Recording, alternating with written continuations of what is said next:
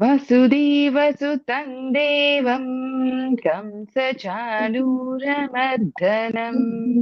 దేవకీ పరమానందం కృష్ణం వందే జగద్గురుం.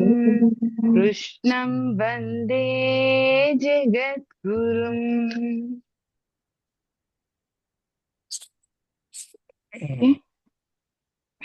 అయితే మనము 2వ అధ్యాయంలో ఉన్నామండి. 2వ అధ్యాయాన్ని సంపూర్ణ అధ్యాయం అని కూడా అంటారు. సో మనము ఈ 2వ అధ్యాయంలో ఫస్ట్ ఆత్మజ్ఞానాన్ని తెలుసుకున్నాము. తర్వాత ఆ సకామ కర్మ గురించి చెప్పారు. తర్వాత వచ్చి సకామ కర్మ అయిన తర్వాత నిష్కామ కర్మ గురించి చెప్పారు. అండ్ ఆత్మజ్ఞానులు అందరూ కాలేరు. సో దాంట్లో కూడా ఆశ్చర్య వస్పశ్చతి ఖచ్చితేనం అని చెప్పి మనము ఆల్రెడీ చెప్పుకున్నాము. ఆశ్చర్యంగా కొంచెం మందే వినగలరు, దాన్ని కొంచెం మంది అర్థం చేసుకోగలరు, దాన్ని కొంచెం మంది ఆ ఆ అలవాటులోకి తెచ్చుకోగలరు, అలవరుచుకోగలరు అన్నట్టు. సో అందువల్ల మనకి ఆ ఆత్మ జ్ఞానానికి ఎలా మనం కన్వర్ట్ అవ్వాలి అని చెప్పి ఒక్కొక్కటి మనకి ఇంక్లూడ్ చేస్తూ వస్తున్నారు అనమాట. ఇప్పుడు మనము ఆ నిష్కామ కర్మ గురించి చెప్పి మనకి నిష్కామ కర్మని ఎలా చేయాలి అనే దాని గురించి చెప్తున్నారు అనమాట. సో నిష్కామ కర్మ గురించి మనము నిన్న చాలా చక్కగా మాట్లాడుకున్నాము, చాలా చక్కగా డిస్కస్ చేసాము. కర్మణ్యేవాధికారస్తే మా ఫలేషు కదాచన మా కర్మ ఫల హేతుర్భుర్ మాతే సంగోస్త్వ కర్మణి. దీని గురించి మనము చక్కగా డిస్కస్ చేసామండి. సో మరి నేను దాంట్లో వెళ్ళట్లేదు, ఆల్రెడీ అయిపోయింది కాబట్టి. సో నెక్స్ట్ ఈ ఈ కర్మను నువ్వు కర్మను చేసినప్పుడు నువ్వు అధికారివై కర్మను చెయ్యాలి అండ్ దాని నుంచి ఫలితం ఆశించకూడదు. మా కర్మ ఫల హేతుర్భుర్ మాతే సంగోస్త్వ కర్మని. ఫలితాన్ని ఆశించకూడదు కదా అని నువ్వు ఎందుకు ఫలితాన్ని ఆశించకూడదు అని అంటే ఈ కర్మ ఫలాల వల్ల నీకు జన్మలు వస్తాయి, నువ్వు ఈ జన్మ చక్రంలో ఉండిపోతావు. సో అందుకోసమని నువ్వు ఈ కర్మఫలంలో ఉండకుండా ఉండాలి అని అంటే కర్మలని కర్మల్ని ఆచరించొద్దు అన్నట్టు చెప్తున్నారు. అంటే ఆచరించొద్దు అంటే ఫలంతో ఆచరించొద్దు అని చెప్తున్నారు. అలాగే సంగోస్త్వ కర్మని, అలా అని మరి నాకు ఫలం లేదు కదా మరి ఇంకెందుకులే కర్మ చేయడం అని చెప్పి అలా అని నువ్వు కర్మని కూడా చేయకుండా వదిలేయకూడదు అని చెప్పి చెప్తున్నారు. సో ఫలం లేని కర్మని మనము ఎలా చేయాలి, ఫలం ఆశించొద్దు అని చెప్తున్నారు. సో ఆ ఫలం ఆశించకుండా మనం కర్మని ఎలా జన్మల్లోకి వెళ్ళకుండా ఎలా చేయాలి అనేది ఇంకా మనకి 3-4 శ్లోకాల్లో చెప్తున్నారనమాట. సో ఈ రోజు శ్లోకము 48దండి. యోగస్థః కురు కర్మాణి సంగం త్యక్త్వా ధనంజయ సిద్ధ్యో సమో భూత్వా సమత్వం యోగ ఉచ్యతే. ఇది కూడా మనం నిన్న కొంచెం చెప్పుకున్నాము మాక్సిమం. మళ్ళా ఒక్కసారి దాన్ని పైన పైన ప్రశ్నించుకుంటూ మనం వెళ్దాం. యోగస్థః కురు కర్మాణి. యోగస్థః అంటే యోగం అంటే ఏంటి అంటే ఆ కార్యం యొక్క సిద్ధులు అసిద్ధులు అంటే ఎలా వస్తది అని చెప్పి అది సిద్ధిస్తుందా లేదా అని మనం చేసే ఇప్పుడు ఈ కర్మ నేను ఈ పనిని చేయాలి అంటే ఈ పని వలన నాకు ఫలితం ఏమొస్తుంది, సిద్ధి వచ్చినా అసిద్ధి వచ్చినా దాన్ని సమోభూత్వ సమానంగా మనం చూడగలిగే దాన్నే యోగం అని అంటారనమాట. ఇక్కడ యోగస్థః కురు కర్మాణి సంగం త్యక్త్వా ధనంజయ. అలా నువ్వు యోగస్థుడివై నీ కర్మని నువ్వు చేయాలి. అండ్ నీ కర్మ చేసినప్పుడు నువ్వు యోగస్థః అంటే కంప్లీషన్ ఉండాలి, అంటే పూర్తిగా చేయాలి అండ్ దాన్ని పర్ఫెక్ట్ గా చేయాలి. అంటే ఫలం ఆశించద్దు అన్నారు కాబట్టి నీకు ఏది నచ్చితే అది చేసేదానికి లేదు అని చెప్పి చెప్తున్నారు అనమాట. అలా యోగస్థుడివై నువ్వు నీ కర్మల్ని చేయాలి, సంఘాన్ని త్యజించి. సంఘం అంటే ఇక్కడ అటాచ్మెంట్ అన్నట్టు అనమాట. అటాచ్మెంట్ ని మనము బయట బయట ఉండే బయట ఉండే వాటిని త్యజించి అంటే వదిలేసి మనము సమత్వ బుద్ధితో అంటే మన మైండ్ సమత్వంగా ఉండాలన్నమాట. అంటే ఇంగ్లీష్ లో అయితే ఈక్వల్ బ్రీమియం, సార్ అదేంటి సార్, ఈక్విలిబ్రియం ఈక్విలిబ్రియం అని అంటారనమాట. Equilibrium of mind. సమత్వం, ఈక్విలిబ్రియం ఆఫ్ మైండ్ అంటారు. అదే సమత్వాన్ని మనము కలిగి ఉండాలి అని చెప్పి మనకి చెప్తున్నారనమాట. ఇక్కడ సమత్వం అంటే ఆ మామూలుగా నిష్కామ కర్మ చెయ్యని వాళ్ళకి, సకామ కర్మ చేసే వాళ్ళకి సమత్వం ఒకలా ఉంటది. నిష్కామ కర్మ చేసే వాళ్ళకి సమత్వం ఒకలా ఉంటది. సకామ కర్మ చేసే వాళ్ళకి సమత్వం అని అంటే ఇప్పుడు ఆ వాళ్ళు సకామ కర్మ అంటే ఫలితాన్ని ఆశించి చేస్తారు. సో ఆ వాళ్ళకి సమత్వం అని అంటే ఆ ఎలా వచ్చినా నువ్వు తీసుకోవాలి. అది సిద్ధ్యో అంటే అది సిద్ధించినా సిద్ధించకపోయినా కూడా నువ్వు సమానంగా ఉండాలి అనే మీనింగు సకామ కర్మ చేసే వాళ్ళకి వస్తుంది. అదే నిష్కామ కర్మలో ఉండే వాళ్ళకి సిద్ధ్యులు అని అంటే ఇప్పుడు నిష్కామ కర్మ అంటేనే మీకు ఆ రెండిటి గురించి పట్టించుకోకుండా ఫలాన్ని ఆశించకుండా చేయడమే నిష్కామ కర్మ. సో ఆ రెండిటి గురించి ఎలాగా పట్టించుకోరు కాబట్టి ఆల్రెడీ నిష్కామ కర్మలో ఉన్నారు కాబట్టి దీంట్లో సిద్ధిలు ఏమి అని అంటే ఇప్పుడు 1 మంత్ వరకు ఎవరైనా కంటిన్యూగా ఉచ్చారణ చేసి జపాలు చేశారు. అందువలన కూడా మళ్ళా వాళ్ళు కూడా ఆలోచించకూడదంట. అంటే నాకు చిత్తశుద్ధి కలిగిందా లేదా? నేను 1 మంత్ నుంచి చేస్తున్నాను. నాకు ఇంకా చిత్తశుద్ధి కలగలేదు అని అంటే అది మళ్ళా సకామ కర్మ అయిపోతుంది. అంటే దాన్ని ఫలితాన్ని ఆశించారు కదా! చిత్తశుద్ధి అనే ఫలితాన్ని వాళ్ళు ఆశించి చేస్తున్నారు. సో, అలా చిత్తశుద్ధిని ఆశించడం వల్ల మీకు మళ్ళా అది సకామ కర్మ అయిపోతుందనమాట. అలా ఆశించకుండా నువ్వు చేయాలి అని చెప్పి మనకి నిష్కామ కర్మలో సిద్ధిలు అంటే అలా వస్తదనమాట. ఇప్పుడు అలాగే మనం జపం చేస్తున్నప్పుడు ఇప్పుడు 108 ఉంటాయి గదండీ జపమాలలోని. అట్లే మనము జపం చేస్తూ మధ్యలోని అయిపోయిందా అని చూసామనుకోండి, అది గూడా మనకి నిష్కామ కర్మలోకి రాదనమాట. సో, నువ్వక్కడ నీ కంటిన్యూటీ అనేది ఉండాలి కానీ మేరుపోసొచ్చిందా? మేరుపోసు అంటే 108 అనమాట. సో, ఆ పెద్ద పూస ఎక్కడుంది? ఇంకా ఎన్ని చేయాలి? అని ఆ దృష్టి గూడా ఉండకూడదనమాట. అంటే ఈశ్వరార్పణ దృష్ట్యా కూడా నువ్వు చేయకూడదు. ఆయనకు ఈశ్వర అర్పణ చేసి చేయాలి కానీ ఈశ్వరార్థం ఆయన కోసమే, నీ కోసమే చేస్తున్నాను అని కూడా నువ్వు చెప్పడం కూడా అక్కడ సకామ కర్మలాగా కన్వర్ట్ అయిపోతుందనమాట. సో, నువ్వు పూర్తిగా ఈశ్వరార్పణ చేసినప్పుడు కూడా సగం సగం చెయ్యొద్దు. పూర్తిగా చెయ్యి అని చెప్పి కూడా ఇక్కడ మీనింగ్ అనేది వస్తుందనమాట. సమత్వం ఇక్కడ సమత్వం అనే వర్డ్ ని మనకి కృష్ణ పరమాత్మ చాలా ప్రతి అధ్యాయంలో కనీసం 2, 3 సార్లు వస్తుందనమాట. సో, మనకి ఆల్రెడీ సంవత్సరం వచ్చింది. సో, ఇక్కడ గూడా వచ్చిందనమాట. అట్లా సమత్వం యోగ ఉచ్యతే. సమత్వం అనేది నువ్వు కలిగి ఉండాలనమాట. సిద్ధులయందు, అసిద్ధులయందు ఎట్టి పరిస్థితుల్లోని నీ యొక్క ఆత్మస్థితిని కోల్పోకుండా అండ్ మనసు అండ్ ఆత్మ ఈ 2 కలిపి నువ్వు వర్క్ చేయగలిగితే గనక నీకు ఈ నిర్వికారమైనటువంటి స్థితిని పొందగలవు అన్నట్టు చెప్తారనమాట. సార్ ఏమైనా యాడ్ చేస్తారా సార్? కష్టమైన, సుఖమైన, దుఃఖమైన ఏదైనా సమానంగా మనం తీసుకోవాలి.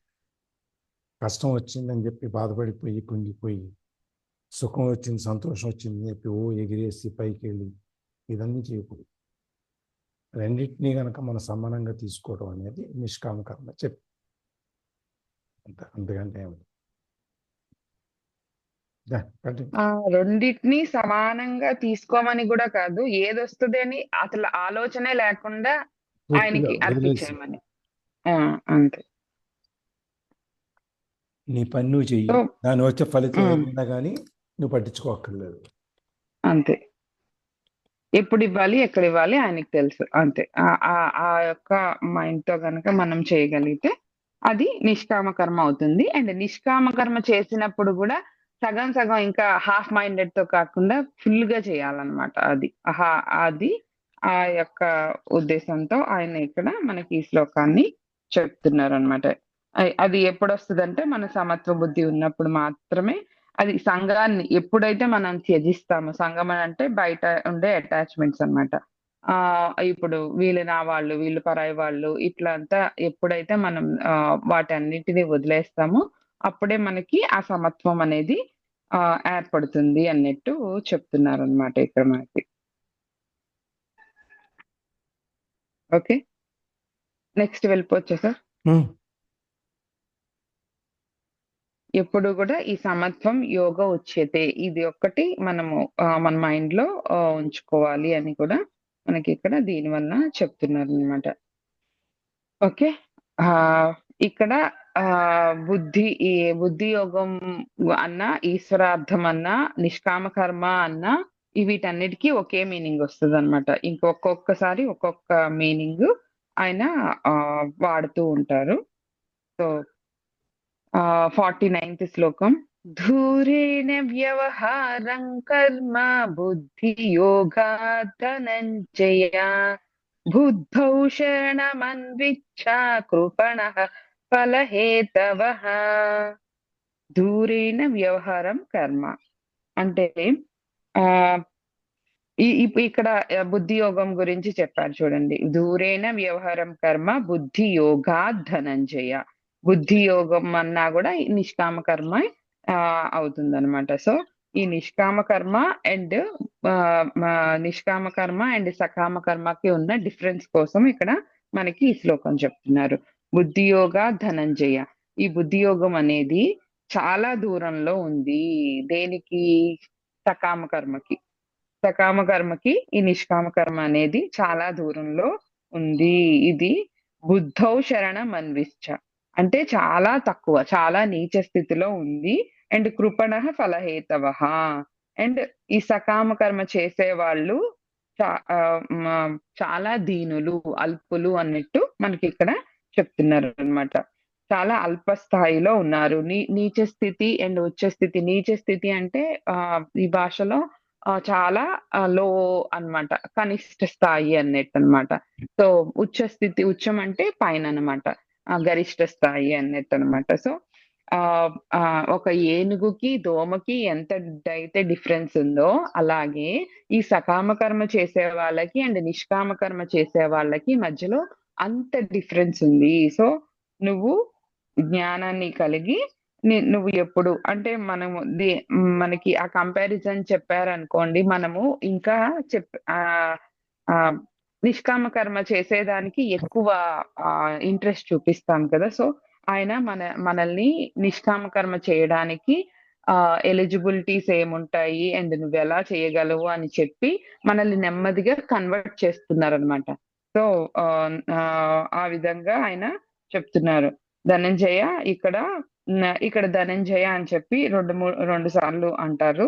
సో ధనంజయ అని అంటే ఇక్కడ ఏమి అంటే నువ్వు ఒట్టి భౌతికంగానే కాదు, జ్ఞాన యోగము అండ్ యోగ ధనము అని కూడా రెండిటిని కూడా నువ్వు జయించాలి.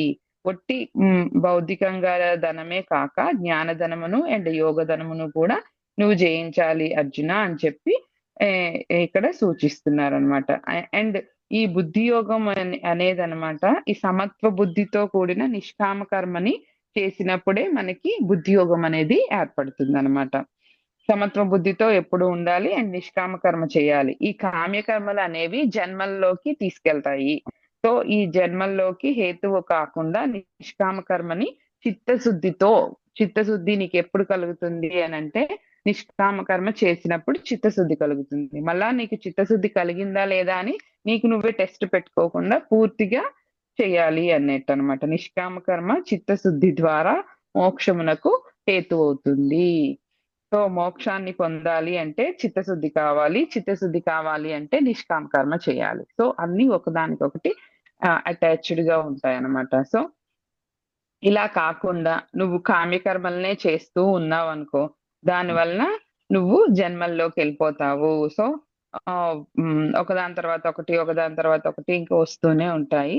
నువ్వు ఆ చక్రంలో పడద్దు అని చెప్పి చెప్తున్నారనమాట. అండ్ కృపణః అంటే దీనులనమాట. ఫలాన్ని ఆశించి చేసే వాళ్ళని కృపణః అని అంటారనమాట. ఇక్కడ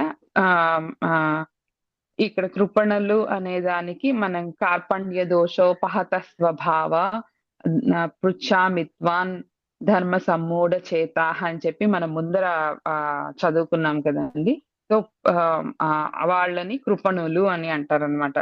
కార్పణ్య దోషం కలిగి ఉండే వాళ్ళని కృపణులు అంటే దీనులు అని చెప్పి అంటారనమాట. అది కౌరవుల గురించి చెప్పినప్పుడు మనకి అక్కడ ఆ యొక్క కాంటెక్స్ట్ లో వస్తుంది అనమాట.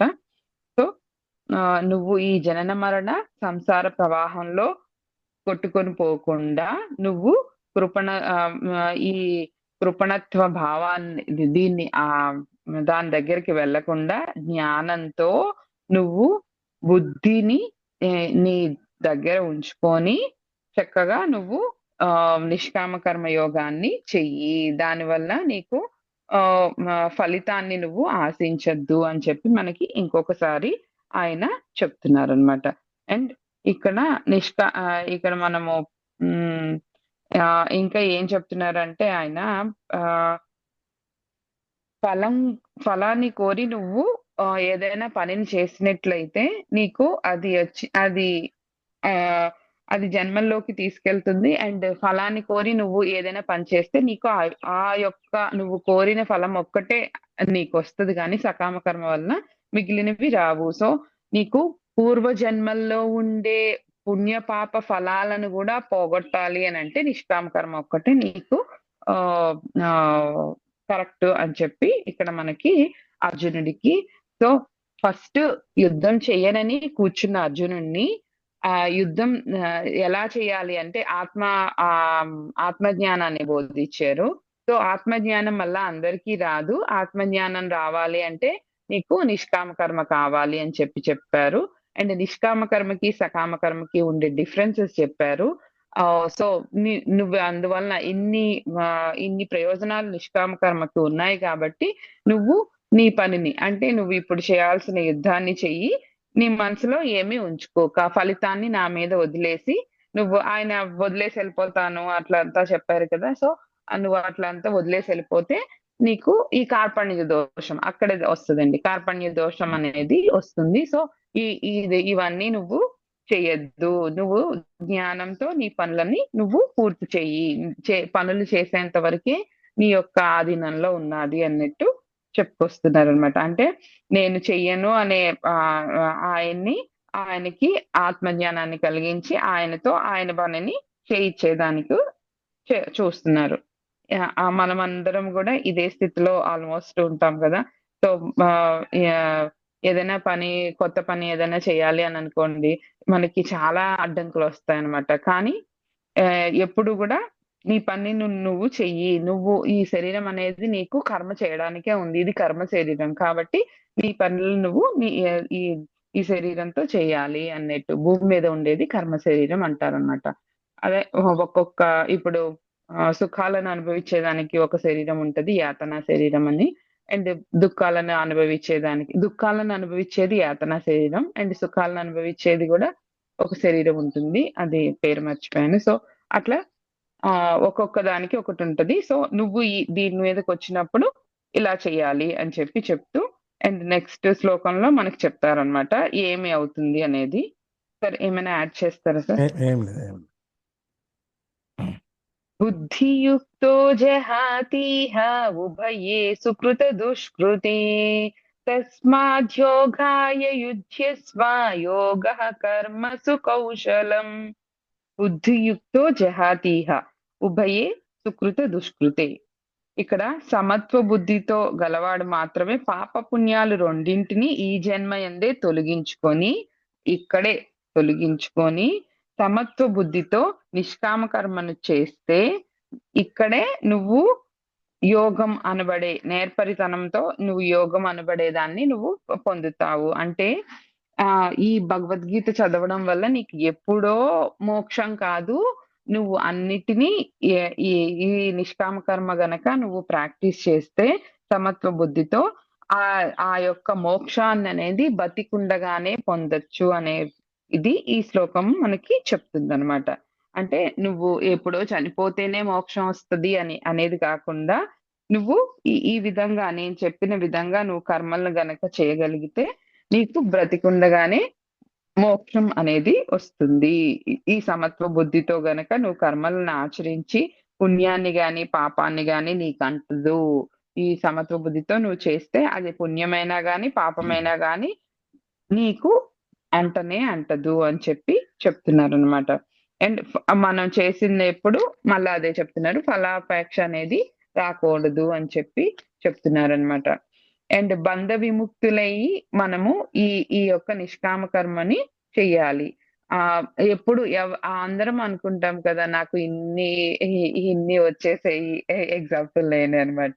ప్రతి అప్పుడు నేనే చేయాలేమో అని అనుకుంటాం కదా. సో అవన్నీ నువ్వు పెట్టుకున్నదే. సో నువ్వు ఉన్నా లేకపోయినా మిగిలినవన్నీ జరుగుతుంది. సో అన్ని అటాచ్మెంట్స్ ని నువ్వు పెంచుకుంటూ పోవద్దు. ఎక్కడికక్కడ నీ అటాచ్మెంట్స్ అనేది తగ్గించుకొని చేసుకుంటూ ఉండాలి. అండ్ ఇంద్రియ నిగ్రహాన్ని కలిగి ఉండి నీ కర్మలను నువ్వు కరెక్ట్ గా చేస్తే చిత్తశుద్ధికి, ఆత్మ జ్ఞానానికి ఇది నీకు నిష్కామ కర్మ అనేది ఉపయోగపడుతుంది. సో చిత్తశుద్ధి వల్ల నీకు ఆత్మ జ్ఞానం వస్తుంది. సో కంటిన్యూగా నిష్కామ కర్మను నువ్వు ఎప్పుడైతే చేస్తావో అప్పుడు నీకు ఈ యొక్క పుణ్య పాప ఫలాలు కూడా నీకు అంటుకోవు. అంటే పుణ్యం వల్ల సుఖాలు వస్తాయి అండ్ పాపం వల్ల దుఃఖాలు వస్తాయి అని ఉంది కదండి. మనం చేసే కర్మలను బట్టి మనకి అవి వస్తూ ఉంటాయి కదా. సో అవి కూడా నిన్ను అంటుకోకుండా ఉంటాయి. అండ్ ఇక్కడే ఎప్పుడో కాదు మోక్షము, బతికుండగానే నువ్వు మోక్షాన్ని సాధించగలవు అన్నట్టు మనకి ఇక్కడ చెప్తున్నారనమాట. సార్ ఏమైనా యాడ్ చేస్తారా?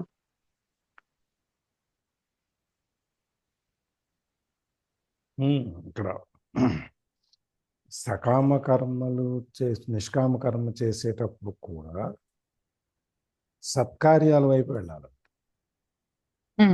అవును, ఆ పాయింట్ చెప్పలేదు.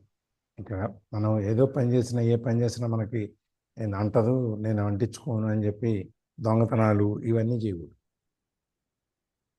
అది సత్కార్యాలు చేసేటప్పుడు కూడా ఆ సత్కార్యాలే చేయాలి, మంచి పనులే చేయాలి. చేసేటప్పుడు కూడా ఫలాభిపేక్ష లేకుండా చేయాలి.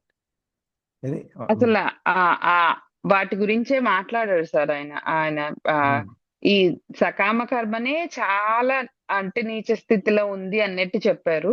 సో అకర్మలను గురించి మాట్లాడరు. అంటే చెడు గురించి అసలు పట్టించుకోడు అనమాట ఆయన. అసలు నువ్వు చేసేది సకామ కర్మ, సో నువ్వు చేసేది కూడా చాలా సకామ కర్మే నీచ స్థితిలో ఉంటే ఇంకా అకామ కర్మ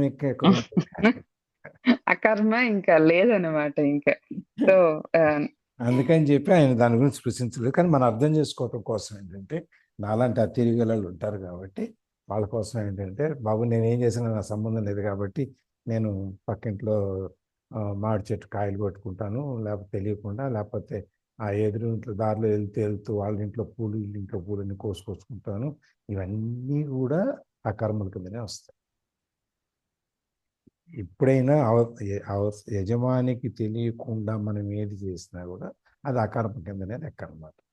రోడ్డు మీద ఉంది కదా, నేను అది పబ్లిక్ ప్రాపర్టీ, సో నేను పూలు కోసుకుంటా, కాయలు కొట్టుకుంటా, రాళ్ళు కొట్టుకుంటా అన్నా కూడా. అట్లాగే ఏది చేస్తే సకామ కర్మ అనేది సత్కార్యాలు చేసేదానికి మనకి అది చేస్తేనే ఫలితాన్ని ఆశించి మంచి పనులు చేస్తేనే అతి హీన స్థితికి తీసుకెళ్ళిపోతున్నారు. అందుకని ఇంకా అకర్మలు అనేది లేవు మనకి. చెడు పనులన్నీ చేయకూడదు అనమాట. ఈ మంచి పనులు చేసేదానికి కూడా మనం చేయటం వరకే కానీ దానివల్ల మనకు పుణ్యం వస్తుంది, లేకపోతే అవతల వాళ్ళకి మన వల్ల ఏదైనా పని వచ్చినప్పుడు మనకు వాళ్ళు చేసి పెడతారు, అవన్నీ ఆలోచనలు లేకుండా చేయాలి. అది నిష్కామ కర్మకు వచ్చేటప్పుడు ఈ తేడా. ఇది చిన్న సున్నితమైనటువంటి తేడాలు కొన్ని ఉంటాయి. ఆ సున్నితంగా ఉన్న వాటిని కొంచెం విడమర్చి చెప్పుకుంటుంది. ఇక్కడ ఇంకొక విషయం ఏం చెప్తున్నారంటే, నువ్వు చేసే పనులను ఆత్మజ్ఞానం కొరకు నువ్వు చేసే పనులు పుణ్యకర్మలను, దైవ కార్యాలను వదలకుండా నిష్కామ కర్మతో చేయాలి. దైవ కార్యాలను అండ్ పుణ్యకర్మలను ఈ రెండింటిని కూడా వదలకుండా నిష్కామ కర్మతో చేయాలి. అంటే మనం గుడికి వెళ్ళినప్పుడు ఇట్లా రాయించుకోవడము, గట్టు మీద రాయించడం, మళ్ళా ఫ్యాన్ మీద రాయించడం, ట్యూబ్ లైట్ మీద రాయించడం కాకుండా అది దైవ కార్యాలను వదలకుండా చేయాలి అండ్ నిష్కామంగా చేయాలి. అంటే నువ్వు ఇచ్చినట్టు ఆ తీసుకున్న వాడికి ఒకటి తెలిస్తే చాలు. ఎందుకంటే నువ్వు ఇచ్చింది వాడు తీసుకోవాలి కాబట్టి. సో లేకపోతే దాన్ని టామ్ టామ్ వేసుకోకర్లేదు. లేకపోతే గుళ్ళోకి వెళ్ళంగానే ఎటు చూసిన ఆ పేర్లు ఈ పేర్లు చదవటం సరిపోద్ది. స్వామి అంతే. స్వామి గురించి చెప్పటం ఉండదు. ఈ బండలు వీళ్ళు వేస్తారు, ఈ ట్యూబ్లైట్ వీళ్ళు ఇచ్చారు, ఫ్యాన్ వీళ్ళు ఇచ్చారు, స్విచ్ బోర్డు వీళ్ళు ఇచ్చారు. ఎక్కడికి వెళ్ళినా ఏ పేర్లు కనపడుతుంటాయి, ఇంకేం కనపడతాయి. అంతే.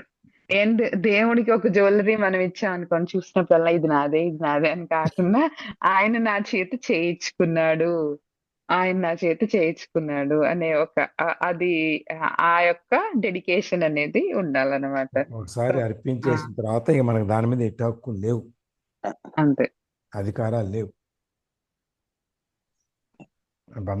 ఇక్కడ పర్టిక్యులర్ గా చెప్తున్నారు అనమాట, దైవ కార్యాలను వదలకుండా నిష్కామ కర్మతో చేయాలి. అది ఒక్కటి మాత్రం అంటే దైవ కార్యాలు అనే దానికి నువ్వు ఏ కర్మలు చేయాలి అనేటువంటి సందేహం సకర్మలు అన్నిటితో పాటుతో ఏ సందేహం వస్తుందేమో నీకు. ఆ సందేహం అక్కర్లేదు. దైవ కార్యాలు మంచి పనులు అవన్నీ ఏం వదలొద్దు, అవన్నీ చేస్తూ ఉండు. నువ్వు దేవుడి దగ్గరికి వెళ్ళి నువ్వు పొద్దున్నే నాకు ఇది కావాలి అది కావాలి అది కావాలి ఇది కావాలని కాదు. నువ్వు వెళ్ళి నీ కర్మ ఏంటి?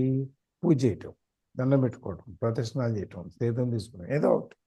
అక్కడ లేదు, అక్కడ ఉన్నాయన్నీ ఆ ప్రమిదలు దీపాలు అవన్నీ ఉంటాయి, అన్ని క్లీన్ చేయటం. నువ్వు ఏది చెయ్యి, ఆ దైవ కార్యం మంచి కార్యం అని చెప్పి దానికి నేను వాళ్ళు ఎన్ని క్లీన్ చేసేస్తే అందరు నన్ను మెచ్చుకుంటారు, అందరు నన్ను చూస్తున్నారు, అది కాదు.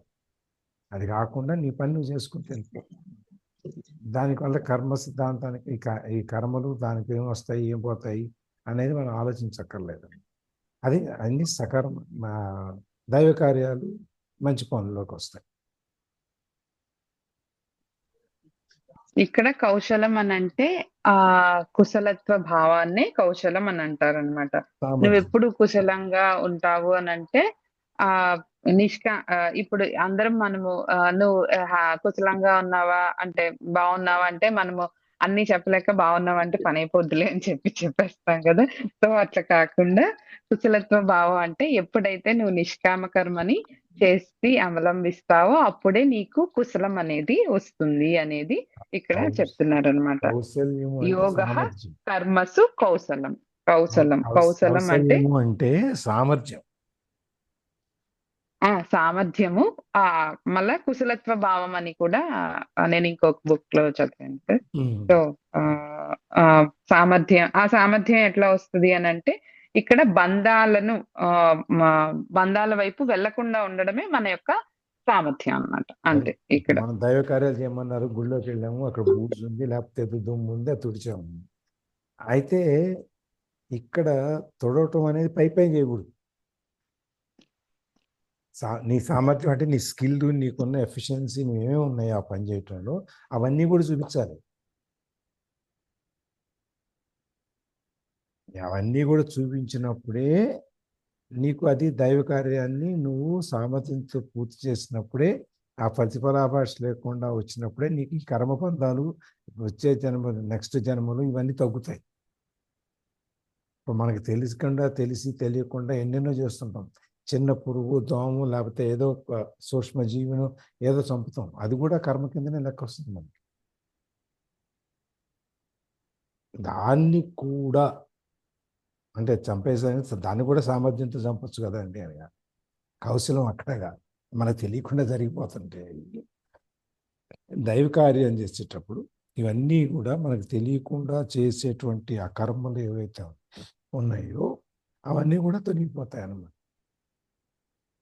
అవన్నీ తొలగిపోయి అప్పుడు మనం ఈ పాపపుణ్యాలు మనకు అంటని స్థితిలోకి మనం వెళ్ళిపోతే అక్కడి నుంచి ఇంకా ఆయన చూసుకుంటాడు. ఆయనకి అన్ని వదిలేస్తే పాపపుణ్యాలు లేని స్థితి మనకి వస్తుంది అన్నట్టు అనమాట. సో దీనికి బంధాలను మనం వదిలేసి సమత్వ బుద్ధితో కూడినటువంటి నిష్కామ కర్మని అనాసక్తిగా, ఆసక్తి లేకుండా చేయాలన్నమాట. సో అప్పుడే మీకు ఆ దక్షతనే మన యోగం అని చెప్తారనమాట. మన ఆ యొక్క స్కిల్ ని యోగం అని చెప్తారు. ఆయన విశ్వగురు, అనాసక్తిగా అంటూనే మళ్ళీ కౌశలం అంటున్నాడు ఆయన. సామర్థ్యంతో అనాసక్తిగా చేయాలి. నీకు అనాసక్తి అంటే ప్రతిఫలాపేక్ష లేకుండా. అట్లా అని చెప్పి నాకు ఎట్లా చేస్తే ఏంటి అనకూడదు, సామర్థ్యంతో చేయాలి. లీలా వినోదుడు సార్ ఆయన. అంటే లీలా వినోదుడు సార్ అంటే అన్నింట్లోనూ లిటిగేషన్స్ పెడతాడు, కానీ అవి మనకు తెలియదు అన్నట్టు. చేయమని అంటాడు, చేయొద్దని అంటారు. ఇంట్రెస్ట్ గా పర్ఫెక్ట్ గా చేయమంటారు, మళ్ళీ అనాసక్తితో చేయమంటారు. అంటే టోటల్ గా నిర్గుణ తత్వంతోకి రావాలి అంటే కొంచెం కష్టమే, కానీ సాధనతో అండ్ ఎప్పుడు ఇది సత్సంగాల్లో మనం పాల్గొంటూ ఉన్నప్పుడు మాత్రమే తెలియకుండా బ్రెయిన్ వాష్, అదే ఏముంది బట్టలను ఉతికినప్పుడే దానిపైన ఉన్న మాలిన్యం అంతా పోయి ప్యూర్ అవుద్ది. అలా మనం మైండ్ వాష్ చేయడం అనేది ఈ సత్సంగాలు అనేది. ఈ సత్సంగాల్లో ఎంతగా ఇన్వాల్వ్ అవుతామో మన మైండ్ మనకు తెలియకుండానే ప్యూర్ అయిపోతూ ఉంటది అనమాట. అండ్ మన నిర్ణయాలు కానీ ఆచరణలో కానీ తెలియకుండానే అది సహజంగానే, అంటే వేరే వెర్షన్ అనేది లేదు. ఇంకా మాలిన్యం ఎప్పుడైతే ప్యూర్ అయిపోతూ ఉంటుందో ప్యూర్ హార్ట్ అనేది సహజంగానే తయారైపోతుంది. కానీ నిష్కామ కర్మగా చేయాలి అని అంటే తామరాకు మీద నీటి బిందువులో రావాలంటే కేవలం సత్సంగాల వల్ల మాత్రమే అది సాధ్యం అవుతుంది. అండ్ సీసీ కెమెరా సిస్టమ్ లో మనం పడిపోతాం. Hidden camera, universal CC camera ఉంటది కాబట్టి నిష్కామ కర్మగా ఉన్న ఏ విత్తనం అయితే వేసామో ఆ ఫలాన్ని తీసుకుంటాం. కానీ తీసుకున్న నాకు వచ్చింది అనే ఒక హ్యాపీయెస్, హ్యాంగ్ ఓవర్ ఉండదు. అండ్ బాధ ఉండదు, సాడ్నెస్ ఉండదు. ఓకే, ఇది నాకు ఒక ఎక్స్పీరియన్స్ కోసం ఆయన ఇచ్చాడు, ఇది ఇక్కడ నుంచి నేను ఏం చేసుకోవాలి, నెక్స్ట్ టైం దీన్ని ఎలా బ్యాలెన్స్ చేయాలి అనే ఎక్స్పీరియన్స్ అని ఫీల్ అవుతాం. దాన్ని హ్యాపీయెస్ట్ మూమెంట్ వచ్చినా ఓకే, ఇది నాకు బ్లెస్డ్, అంటే నెక్స్ట్ టైం చేసడానికి ఎనర్జీ అన్న ఒక అవేర్నెస్ అనేది కూడా మనలో క్లారిటీ వచ్చేస్తుంది అనమాట. అందుకని స్థిత ప్రజ్ఞతతో బ్యాలెన్స్డ్ గా ముందుకు వెళ్ళడానికి అయితే మాత్రం అది ఉపయోగపడుతుంది అనమాట.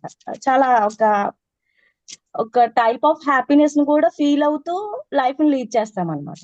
బాగుంటది. Thank you. ఒక్క నిమిషం రికార్డింగ్ ఆపేసి మళ్ళీ చేస్తాం.